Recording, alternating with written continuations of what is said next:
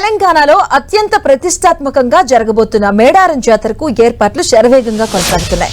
జనవరి 28 నుంచి 31 వరకు 4 రోజుల పాటు జరిగే ఈ జనజాతరకు సంబంధించి ప్రభుత్వం 251 కోట్లతో డెవలప్మెంట్ పనులు చేస్తుంది. స్పెషల్ మాస్టర్ ప్లాన్ తో గద్దెలు చుట్టూ ధ్వజారోజుల నిర్మాణం కొనసాగుతుంది. ఇక 101 కోట్లతో సమ్మక్క సారళమ్మ కొలువుదీరే ప్రాంతాన్ని అధికారులు అభివృద్ధి చేస్తున్నారు. గిరిజన ఆదివాసీ సంస్కృతి సాంప్రదాయాలు జీవన శైలిని ప్రతిబింబించేలా నిర్మాణాలు ఉండబోతున్నాయి. ఇక ఈ నిర్మాణాల్లో 7,000 బొమ్మలు చిహ్నాలు రాళ్లపై పొందుపరిచారు. ఇక మేడారంలో జరగబోతున్నటువంటి అభివృద్ధి పనులపై మా ప్రతినిధి తిరుపతి చారి గ్రౌండ్ రిపోర్ట్ ఇప్పుడు చూద్దాం.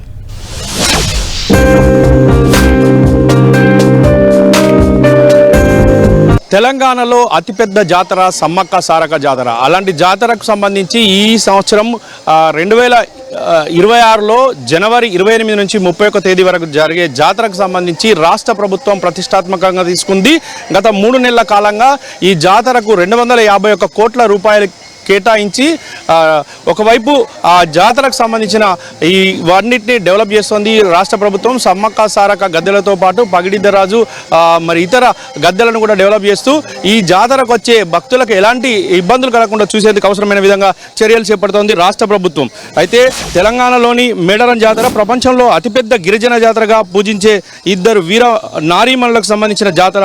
వీరు కాకతీయుల రాజుల అన్యాయ పనుల విధానాన్ని ఎదిరించి ప్రజల కోసం పోరాడి ప్రాణాలు అర్పించారు. వారి త్యాగాన్ని స్మరించుకుంటూ ప్రతి 2 ఏళ్లకు ఒకసారి ఈ జాతర జరుగుతుంది. దీన్ని ప్రపంచంలోని అతి పెద్ద పండుగలలో ఒకటిగా పరిగణిస్తున్నారు. ఇక్కడ సమ్మక్క సారలమ్మ జాతరకు భక్తులు జంపానన్న వాగులో స్నానం చేసి వచ్చి భక్తులు బెల్లం సమర్పించి బంగారం సమర్పించి వాళ్ళ కోరికలను కోరుకుంటారు. కోరికలు నెరవేరేలాగా ఆ గిరిజన దేవతలు ఆశీర్వదించాలని కోరుకుంటారు. పేద గిరిజనుల కోసం పోరాడిన సమ్మక్క సారలక్క తెలంగాణ ప్రజల దేవుళ్ళుగా ఈరోజు కొలుస్తున్న పరిస్థితి ఉంది. ప్రతి 2 ఏళ్లకు ఒకసారి మేడారం ములుగులో ఈ జాతర జరుగుతుంది. ఇది ప్రపంచంలోనే అతిపెద్ద గిరిజన జాతరగా మనం చూడొచ్చు. దీనికి సంబంధించి మనతో పాటు ములుగు జిల్లా కలెక్టర్ ఉన్నారు.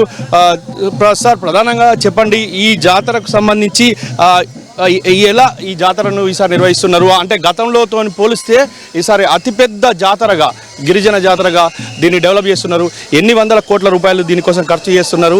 ఏ విధమైన అభివృద్ధి జరుగుతుంది? సో చాలా ప్రతిష్టాత్మకంగా ఈ టెంపుల్ డెవలప్మెంట్ అనేది చేయడం జరుగుతుంది. మనకి టెంపరీ స్ట్రక్చర్స్ కాకుండా పర్మనెంట్ అసెట్స్ క్రియేట్ చేయాలనే ఉద్దేశంతో ఏదైతే ఈ పనిని స్టార్ట్ చేశారో గౌరవనీయులు ఆనరబుల్ సీఎం గారు చాలా క్లియర్ డైరెక్షన్తో మనము ఈ పనిని స్టార్ట్ చేశాము. పర్మనెంట్గా ఒక ట్రైబల్ కల్చర్ని రిప్రజెంట్ చేస్తూ ఈ పర్మనెంట్ స్టోన్ బేస్డ్ టెంపుల్ ఒక 200 ఇయర్స్ ఉండేలా ఏదైతే ఆలోచన ఉందో ఆ ఆలోచనలో మనము ఇది తీసుకుపోతున్నాము. దీంతోపాటు మీరు చూస్తే మీరు వచ్చారు, చుట్టూ పూర్తి రోడ్స్ అన్నీ పెద్దగా అయిపోయాయి, వైడ్ అయిపోయాయి.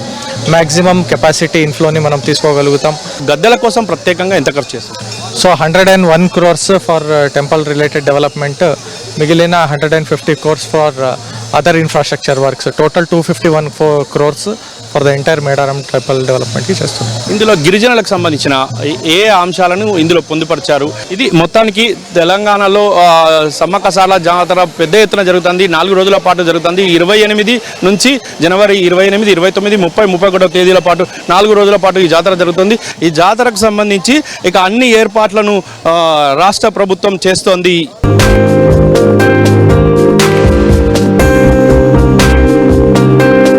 తెలంగాణలో అత్యంత ప్రతిష్టాత్మకంగా ప్రపంచ స్థాయి గుర్తింపు పొందేలా మేడారం జాతరను నిర్వహిస్తున్నారు. ప్రత్యేకంగా గద్దెల కోసం ఎంత ఖర్చు చేయబోతున్నారు? వాస్తవానికి గద్దెలకు ఫస్ట్ మనము 79 కోట్లతో అంచనా వేసుకున్నాం. తర్వాత డిజైన్స్ చాలా వచ్చిన తర్వాత కొంత పెరిగినట్టుంది.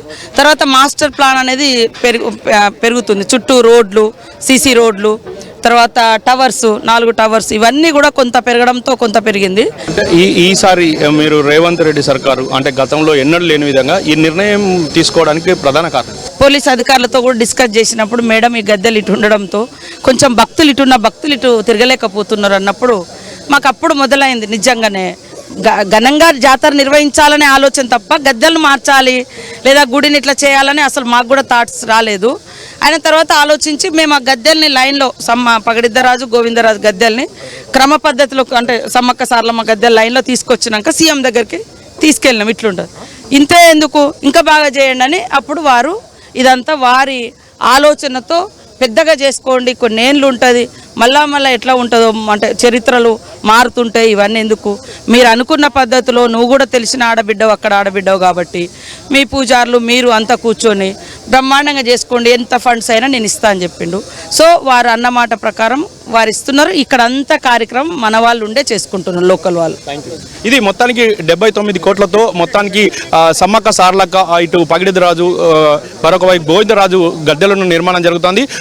కొద్దిగా ఆలస్యమైనప్పటికీ ఈ మొత్తం అంతా కూడా ప్రభుత్వం ఆశించిన స్థాయిలోనే జరుగుతుందని చెప్పి మంత్రి సీతక్క చెప్తున్నారు.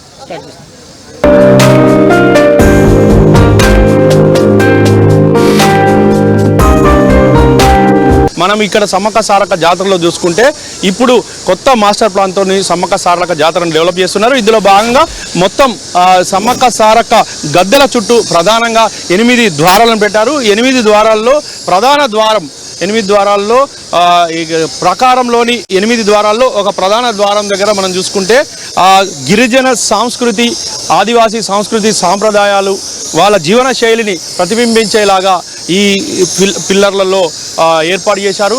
మనం ఇక్కడ చూస్తున్నాం వాళ్ళ జీవన శైలి కాకుండా వాళ్ళ గుర్తులు, అదేవిధంగా నెమలి, మరొక వైపు అడవి జంతువులు, ఇంకా ఇతర బాతు లాంటి ఇతర అనేక వాళ్ళ జీవన శైలిని ప్రతిబింబించే లాంటి అనేక అంశాలను ఈ ఏదైతే స్వాగత ద్వారాలకు సంబంధించిన పిల్లర్ల పైన ఏర్పాటు చేస్తున్నారు. మొత్తంగా మనం ఇప్పుడు ప్రస్తుతం ఇక్కడ ప్రధానంగా ఈ ప్రాకారంలో ఉన్నాం. మొత్తం ఈ ప్రాకారంలో 46 పిల్లర్లను ఏర్పాటు చేస్తున్నారు. దీనికి సంబంధించి ఈ మొత్తం ఈ ఏదైతే సమ్మక్క సారలక్క గద్దెకు సంబంధించిన ఏర్పాట్లకు సంబంధించిన విషయంలో ప్రధానంగా ఉమ్మడి కడప జిల్లా రాయచోటి, జమ్మలమడుగు, అదేవిధంగా నంద్యాల నుండి శిల్పరాళ్ళు తెప్పించి ఆ రాళ్లతోని నిర్మాణం జరుగుతుంది. ఇక ప్రధాన ద్వారానికి సంబంధించి మన విషయానికి వస్తే 50 అడుగుల ఎత్తులో ప్రధాన ద్వారాన్ని ఏర్పాటు చేస్తుంది. ఈ ప్రధాన ద్వారం ద్వారా లక్షలాది మంది భక్తులు కూడా ఈ ద్వారం ద్వారానే ఇక్కడ సమ్మక్క సారలమ్మ, పగిడిదరాజు, గోవిందరాజులను దర్శనం చేసుకోబోతున్నారు. ఈ ప్రాకారం చుట్టూ అదేవిధంగా ఆదివాసీ, కోయ సంస్కృతి జీవనశైలిని అద్దం పట్టే విధంగా రాతి స్తంభాలపై శిలలను ఈ డిజైను, అదేవిధంగా వాటికి సంబంధించిన బొమ్మలను చిత్రీకరించారు. మొత్తంగా శిల్పులు, స్థపతులు దీనికి అందరికీ ఏర్పాటు చేశారు. మరికొద్ది రోజుల్లోనే ఈ ఏర్పాట్లు అన్నీ పూర్తి కాబోతున్నాయని చెప్పేసి కూడా ఒకవైపు ఈ కార్యక్రమాలను నిర్వహిస్తున్న అధికారులు, ములుగు జిల్లా అధికారులు, అదేవిధంగా ఇతర ఈ ఏదైతే ఈ సంస్థకు సంబంధించి పనులు చేపడుతున్నారో ఆ సంస్థ ప్రతినిధులు కూడా చెప్తున్న పరిస్థితి ఉంది.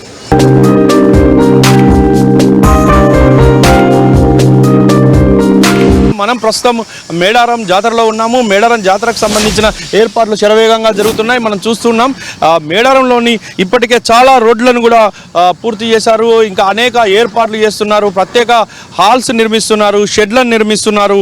ఒకవైపు ఈ ప్రతి 2 ఏళ్లకు ఒక్కసారి జరిగే మేడారం జాతర అతిపెద్ద గిరిజన పండుగ కుంభమేళా తరహా ఈ దేశంలోని అతిపెద్ద హిందూ సమావేశంగా మారబోతోంది. దీంతో పెద్ద ఎత్తున ఈ జాతరకు సంబంధించి ఏర్పాట్లు జరుగుతున్నాయి.